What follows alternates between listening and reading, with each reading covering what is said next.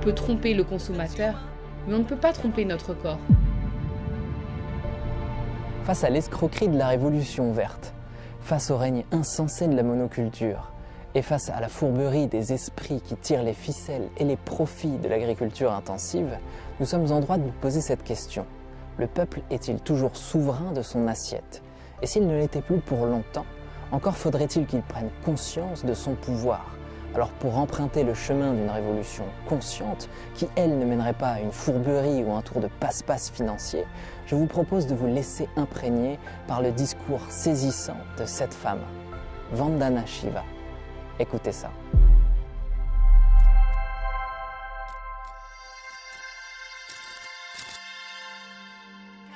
Le patriarcat capitaliste nous a laissé croire que la nature est inerte, alors qu'elle est bien vivante.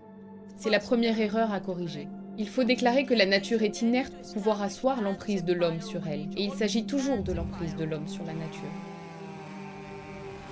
Ce qui signifie que toutes les autres espèces peuvent être exterminées, et que les personnes peuvent être dépossédées. C'est ce que Bacon a appelé la naissance de l'ère masculine. Littéralement, ils ont façonné une manière de penser qui est devenue un mode masculin.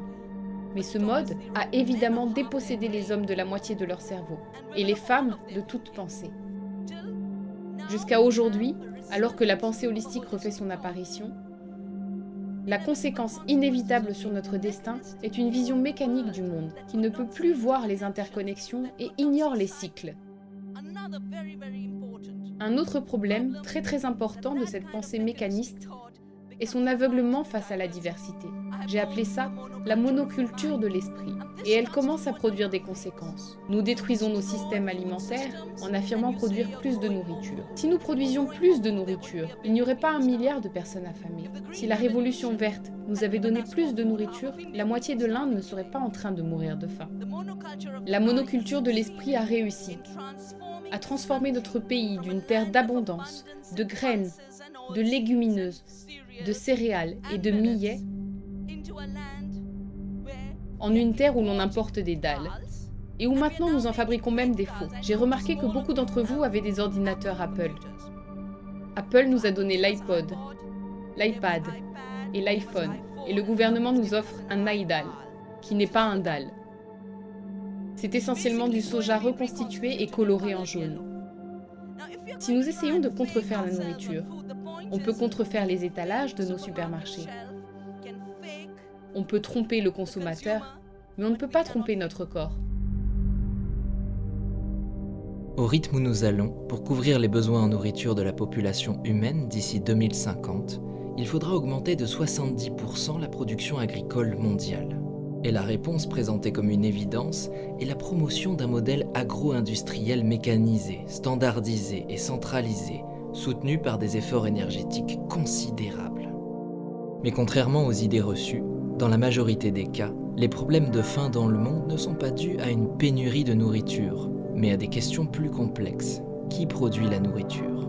Où et comment est-elle produite? Comment est-elle distribuée? Et qui peut y avoir accès? En fait, le monde d'aujourd'hui produit bien plus de nourriture par habitant que jamais dans toute l'histoire de l'humanité. Toutefois, 50% de cette nourriture est non consommée, perdue ou gaspillée. Donc il semblerait qu'imputer la faim au seul manque de ressources soit au mieux mal documenté, au pire malhonnête. Alors voici le véritable problème. Nous admettons sans discuter que les grandes exploitations agricoles sont plus efficaces que les petites fermes. Cette approche est essentiellement basée sur une unité de mesure spécifique, la productivité par travailleur. Et en effet, dans ce domaine, rien ne peut concurrencer la monoculture. Mais pour une civilisation frappée par le chômage, le manque d'énergie fossile, les conflits internationaux et la désertification des terres, il serait plus pertinent d'évaluer la production agricole en se concentrant sur la productivité par unité de surface, et celle par unité d'énergie consommée. Or, vu sous cet angle, toutes les données démontrent que plus une exploitation est grande, plus elle est inefficace. Qui plus est, ces exploitations intensives lessivent la terre et détruisent la biodiversité des sols. Pour de nombreuses raisons, autres qu'industrielles et financières, les petites fermes et les exploitations de taille moyenne, en plus d'être plus durables, sont beaucoup plus efficientes que l'industrie agroalimentaire en place ne pourra jamais l'être.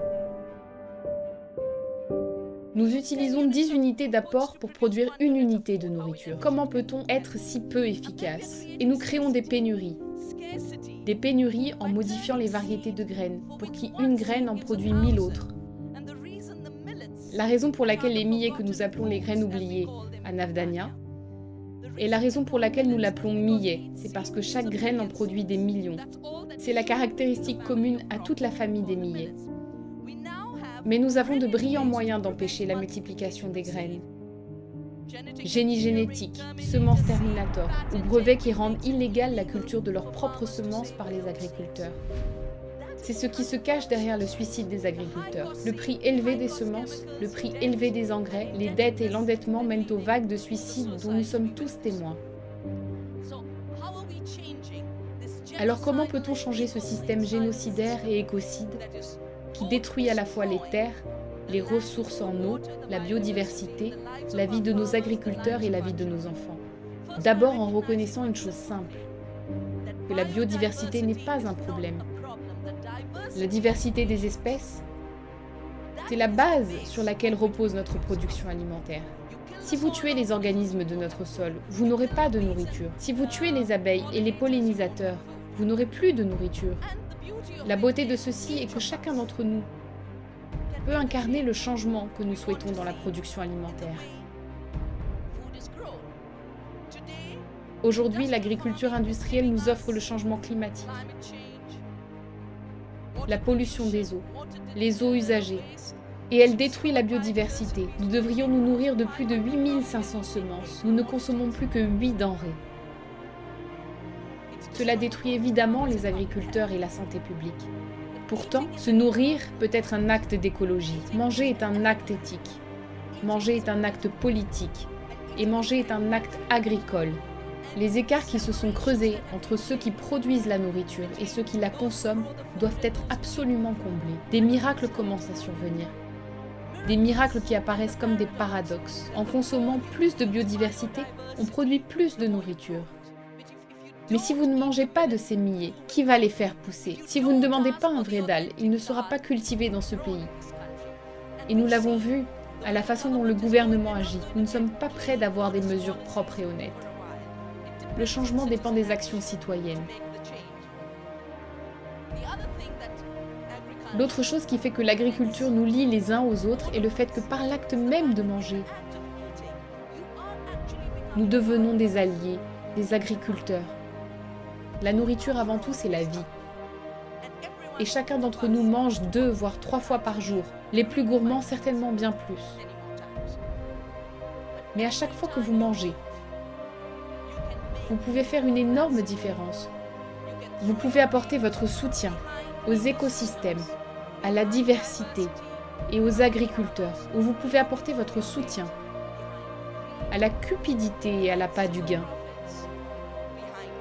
ou à la mauvaise santé qui tue à la fois notre planète et son peuple.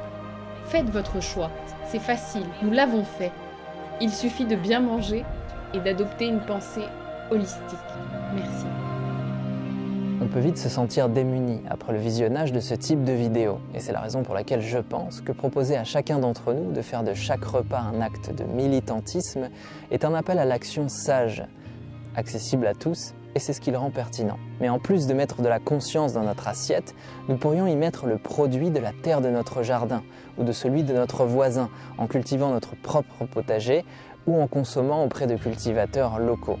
Ainsi, je vous invite l'essentiel du temps à limiter vos achats en grande surface, à ne plus trop consommer de denrées importées et à éviter à tout prix les aliments reconstitués, qu'on pourrait appeler aussi de la fausse nourriture. Et ainsi, vous contribuerez à assainir l'assiette du monde. Si sur le plan émotionnel, vous vous sentez un petit peu démuni, si la situation actuelle a tendance à vous stresser, je vous invite à me retrouver dans les mails puisque j'ai pour habitude de partager avec vous des conseils pratiques pour vous aider à mieux vivre votre espace intérieur. Ah, il est 16h16. Non, je te jure, c'est pas des conneries. Hein. Il est 16h16. C'est une heure miroir.